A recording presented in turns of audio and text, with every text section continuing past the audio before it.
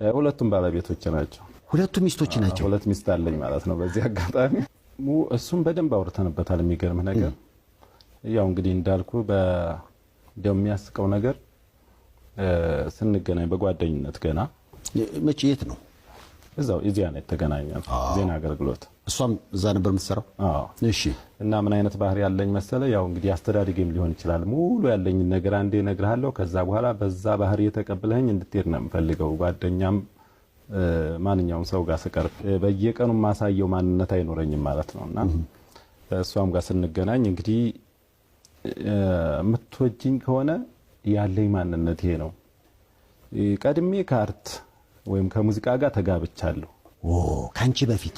ግን ያው ሙዚቃ የምትወልደው ዘፈን ነው። ካንቺ በፊት ከሙዚቃ ጋር ተጋብቼ ሁለት ነጠላ ዜማ ወልጃለሁ። ይሄንን ታምኝበታለሽ ወይ? ቀጣይም እኔና እሷ አንፋታም። ጋብቻው የእድሜ ልክ ነው። የእድሜ ልክ ነው። እሺ። እና ተግባብታችሁ መኖር ትችላላችሁ ወይ? ትንሽ በጥባጭ ነች እሷ። አሁን እሷ እንደ ባለቤት አድርገህ ሙዚቃን እንደ ውሽማን ያቀረብከው? አይደለም። ሁለቱም ባለቤቶች ናቸው። ትንሽ በጥባጭ ነች። እሺ። ተኝቼ ድንገት ልቀሰቅሰኝ ትችላለች። ተነስ እንደዚህ መጥቷል ጻፍ፣ ወይ ተነስተህ ስቱዲዮ ልሂድ ልትለኝ ትችላለች። እደር ልትለኝ ትችላለች።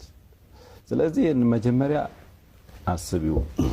ከዛ ውጪ እሷ በምትለኝ መሰረት፣ ሙዚቃ በሚለኝ መሰረት ጎዳና ልወጣ እችላለሁ፣ ልራብ እችላለሁ። እንግዲህ እንደ እግዚአብሔር ፈቃድ ከሀገር ውጭም ልዞር እችላለሁ እሷ ካለች። እሷ ካለች።